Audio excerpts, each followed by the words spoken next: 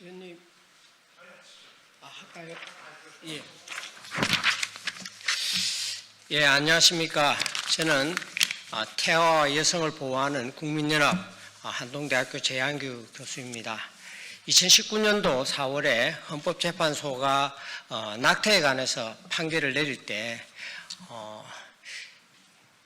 태아의 생명보호와 여성의 자기결정권을 적절히 조화할 수 있는 형법을 개정하라. 그렇게 2020년 12월 31일까지 개정하라고 했는데 그 사이에 국회와 정부와 직무를 유기하고 2020년 12월 31일까지 법안을 개정하지 못하고 있다가 지금은 입법이 공백이 된 상태입니다. 최근에 남인순 의원이 기자회견을 통해서 낙태죄가 지금 현재로 낙태가 비범죄화되었다라고 선언하고 있는 것은 매우 국민을 기만하는 거라고 생각합니다. 또 모자보건법이 개정되지 않아서 낙태 약물이 지금 현재로 유통되지 못하고 있다 이렇게 이야기합니다. 오늘 기자회견을 통해서 형법 개정 없는 모자보건법 개정이 얼마나 문제가 있는지 오늘 함께 규탄하는 시간을 갖도록 하겠습니다. 먼저 첫 번째는 김지미 변호사께서 말씀해 주시겠습니다.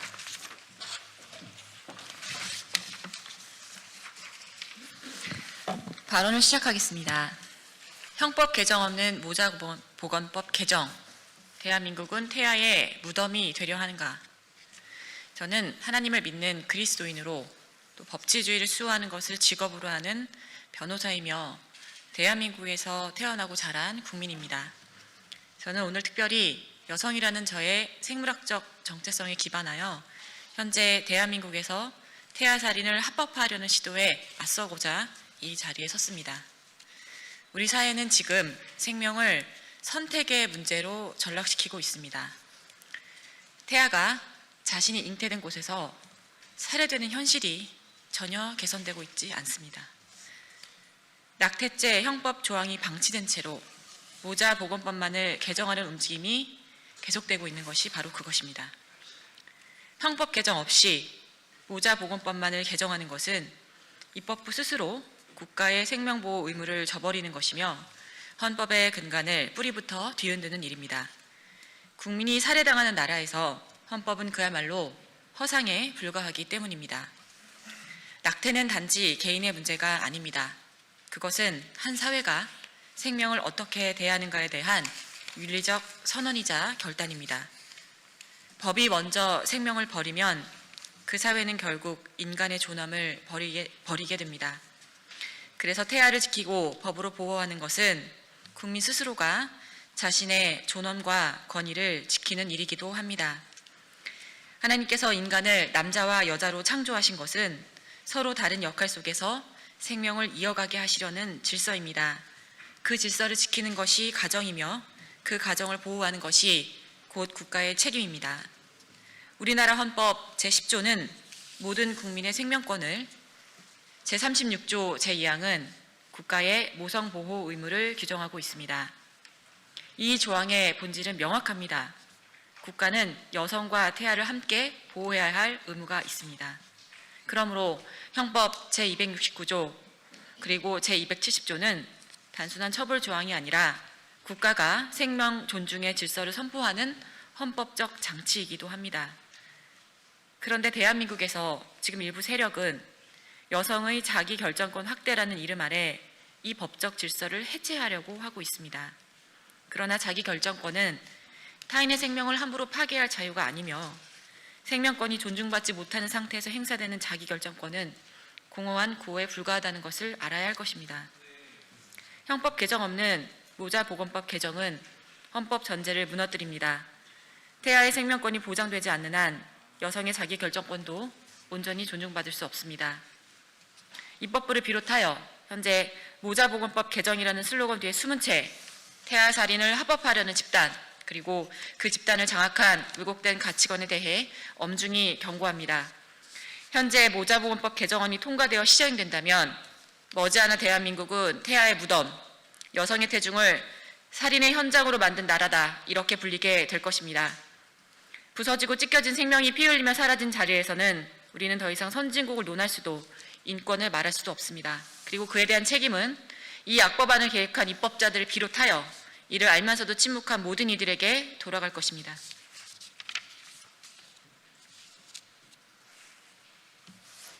모자보건법은 생명의 본질을 외면한 채 여성을 다시 한번 사회적 고립과 고통 속으로 밀어넣고 있습니다. 국가는 여성을 낙태의 자유로 내몰 것이 아니라 생명을 지킬 수 있는 사회적 환경을 조성해야 합니다. 생명은 인간이 소유하거나 선택할 수 있는 권리가 아니며 타협의 대상도 아닙니다.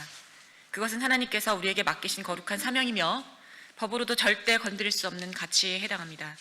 따라서 저는 이 자리에서 답을 분명히 요구하는 바입니다. 형법 제269조와 270조의 개정이 반드시 선행되어야 합니다. 생명 보호를 약화시키며 태아 살인을 합법화하려는 모자보건법 개정 논의는 지금 즉시 중단되어야 합니다. 국가는 생명을 지키는 여성의 희생과 용기를 보호하고 지원해야 합니다.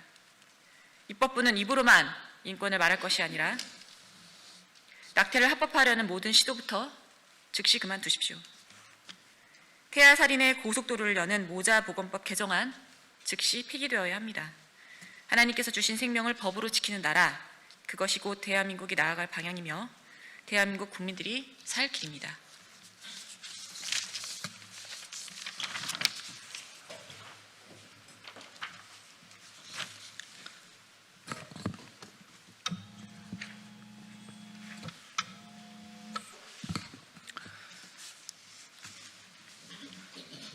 존경하는 국민 여러분, 그리고 여기 계신 언론인 여러분, 저는 오늘 대한민국의 법률가로서 그리고 생명의 존엄을 수호해야 할 변호사로서 깊은 우려와 분노를 담아 이 자리에 섰습니다.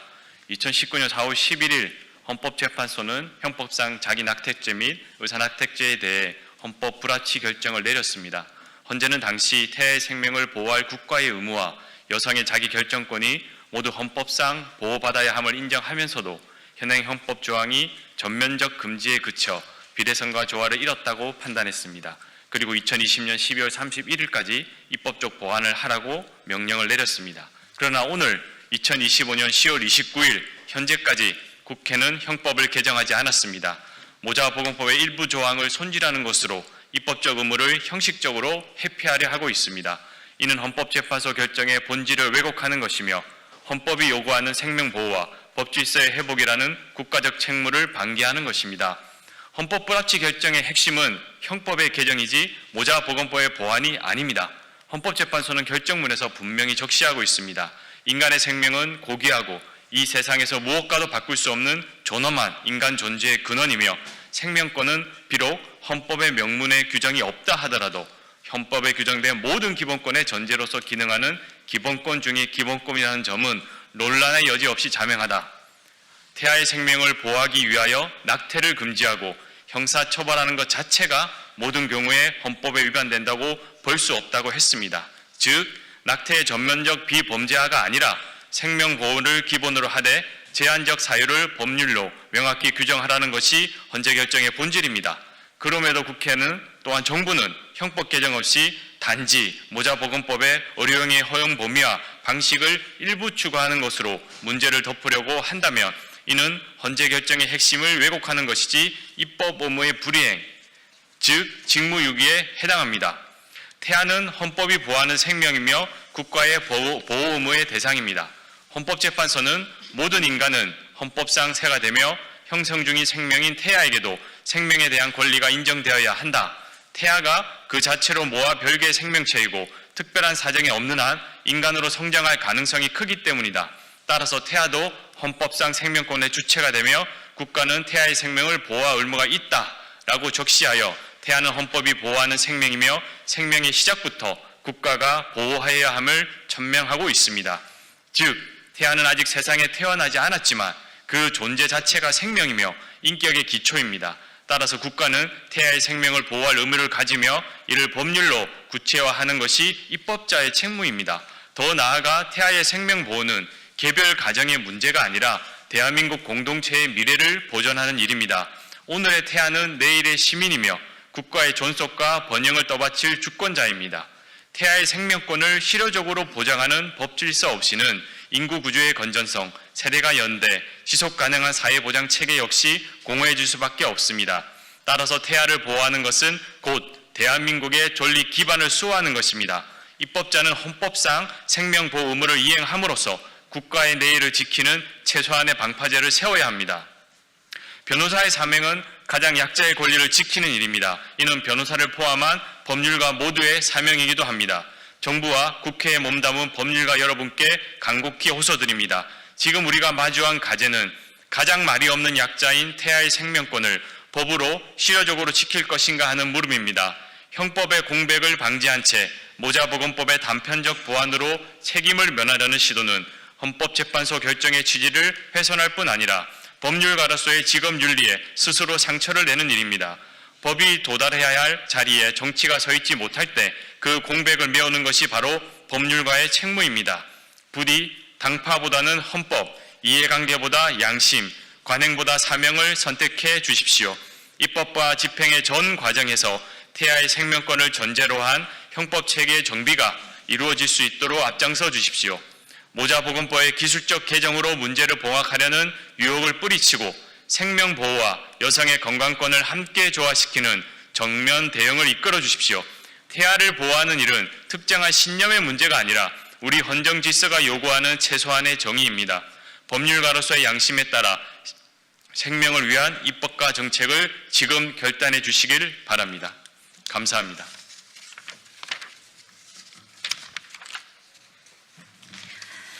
태아생명보호 비영리단체 아름다운 피켓 대표 서윤아입니다. 존경하는 국민 여러분, 그리고 언론 관계자 여러분, 오늘 저는 헌법재판소의 헌법 불합치 판결 이후 국회의 무책임한 직무 유기가 한 가정을 어떻게 파괴했는지 고발하기 위해 이 자리에 섰습니다. 여기 하루아침 아이를 잃은 한 아버지가 있습니다. 대학병원 신경외과 의사인 박모 씨는 아내와 함께 새 생명이 찾아온 기쁨에 출산을 준비했습니다. 하지만 2023년 10월 부부싸움 후 아내는 남편과 아무런 상의 없이 하루 만에 낙태 수술을 받고 집으로 돌아왔습니다. 박 씨는 초음파를 통해 아이가 더 이상 없는 것을 알게 된 순간부터 억장이 무너져 내렸다고 말합니다. 그는 즉시 병원을 상대로 민사소송을 제기했습니다. 보호자 동의 없이 수술을 진행한 점, 환자에게 충분한 숙려 기간을 제공하지 않고 낙태한 점을 근거로 삼았습니다. 그 결과는 1심 일부 승소 그리고 2심 패소였습니다. 2심 재판부는 판결문에서 패소 이유를 명확히 밝혔습니다. 바로 낙태죄 처벌 조항이 효력을 잃은 상태라 배상을 인정할 법적 근거가 없다고 말입니다. 재판부는 태아 원고 박 씨의 권리를 보호하는 입법적 수단은 우선 입법자의 권한에 속한다라며 직접적인 법적 근거가 없는데 재판부가 확대 해석해 여성의 자기결정권과 의사의 의료행위 자유를 침해할 수 없다고 판시했습니다. 이것은 법원이 입법부인 국회를 향해 당신들이 법을 만들지 않아 이 태아와 아버지를 보호할 수 없다고 질타한 것과 같은 말입니다. 박 씨는 2019년 헌법 불합치 결정을 내린 헌재가 그리고 후속 입법을 방치한 국회가 내 아이를 죽였다라고 절교하고 있습니다. 그는 또 우리에게 묻고 있습니다. 우리 사회는 공동 육아를 외치면서 왜 임신과 낙태에 대해서는 유독 여성의 입장만 이야기합니까? 국방과 납세의 의무는 이야기하면서 왜 아빠로서 내 아이의 생존권을 말할 수 없고 행복 추구권을 보장받지 못하는 것입니까? 존경하는 국민 여러분, 이것은 한 개인의 불행이 아닙니다. 헌법재판소가 우리의 국회에 입법을 위임하였지만 입법부에서 입법을 하지 않은 결과가 낳은 사회적 참사입니다. 국회가 책임을 회피하는 사이 지금 이 순간에도 법의 보호를 받지 못하는 태아들이 무법지대 속에서 사라지고 있습니다. 국회는 더 이상 이러한 비극을 외면해서는 안 됩니다. 우리는 즉시 낙태죄 관련 후속 입법을 논의, 제기해야 합니다. 이 법안은 여성의 자기결정권뿐만 아니라 태아의 생명권, 그리고 이 사례에서 보듯 아이를 함께 책임지고자 하는 아버지의 권리까지 균형 있게 담아내는 사회적 합의의 결과물이 되어야 합니다. 더 이상 내 아이를 찾는다며 절규하는 아버지가 생기지 않도록 헌법이 부여한 입법부의 책임 의무를 다할 것을 강력히 촉구합니다.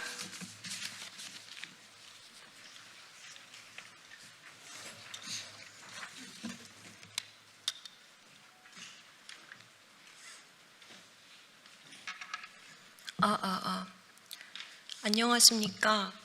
저는 현재 임신 26째 차인 산모입니다. 저는 다른 분들처럼 의료나 법 전문가가 아니라 어머니로서 제 안에 자라고 있는 사랑하는 아이의 생명을 대신해 목소리를 내기 위해 이 자리에 섰습니다. 최근 국회에 발의된 이른바 만삭 임산부 낙태 허용 법안은 저를 비롯한 많은 산모들에게 큰 충격과 슬픔을 주고 있습니다. 이 법안은 임신 주수 제한을 사실상 없애고 임신 후기에도 낙태를 허용하며 심지어 건강보험 적용까지 추진하고 있습니다. 이는 생명보호의 마지막 울타리마저 허무는 일입니다. 제가 품고 있는 아이는 지금 제 심장소리와 웃음소리를 듣고 손, 발을 움직이며 분명히 살아 있습니다. 태아는 선택의 대상이 아니라 이미 존재하는 한 생명이라는 사실을 몸소 체험하고 있습니다. 그 생명을 결정할 권리를 우리 사회가 누구에게도 부여해서는 안 된다고 생각합니다. 여성의 자기결정권은 존중받아야 하지만 그것이 태아의 생명권을 침해하는 방식이 되어서는 안 됩니다. 진정한 여성의 권리란 생명을 존중하고 그 생명을 지킬 수 있는 환경 속에서 완성되어야 합니다. 또한 우리는 사실을 직시해야 합니다. 현재 임신 20주가 지난 뒤에도 선택적 낙태를 법적으로 허용하는 국가는 전 세계에서 극소수입니다. 대부분의 선진국은 임신 18주까지만 자유롭게 낙태를 허용하며 그 이후에는 산모의 생명이 위태롭거나 태아에 중대한 이상이 있는 경우에만 예외적으로 인정하고 있습니다. 이것이 인류 보편의 양심이 지켜온 최소한의 생명선입니다. 그리고 저는 믿습니다. 태아의 생명을 존중하는 일은 곧 지금 이 세상을 살아가는 모든 생명을 존중하고 또 존중받는 일로 이어진다고 말입니다. 우리는 모두 누군가의 용기 있고 책임감 있는 선택 덕분에 이 세상에 존재합니다. 그렇다면 어떻게 이미 태어난 우리가 아직 태어나지 않은 생명의 권리를 함부로 제한하고 뺏을 수 있겠습니까? 국가가 해야 할 일은 생명을 선택의 영역으로 밀어넣는 것이 아니라 어머니들이 용기 있고 책임감 있는 선택을 할 수 있도록 지지하고 보호하는 울타리를 세우는 것입니다. 그것이 진정한 복지이며 생명과 인권 존중 사회의 출발점이라고 믿습니다. 저는 오늘 한 아이의 엄마로서 그리고 생명을 품은 존재로서 간절히 호소합니다.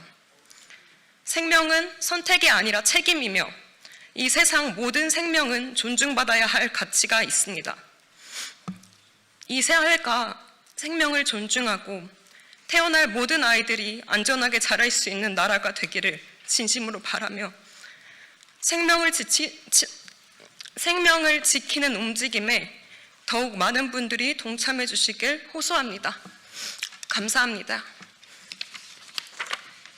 예, 감사합니다. 헌법재판소의 요구는 형법을 개정하라였습니다. 형법을 개정하지 않고 낙태는 비범죄가 되었다라고 주장하며 모자보건법을 개정하려고 하는 시도는 국민을 기만하는 것이고 법질서를 파괴하는 것입니다. 오늘 기자회견을 여기서 마치도록 하겠습니다. 감사합니다.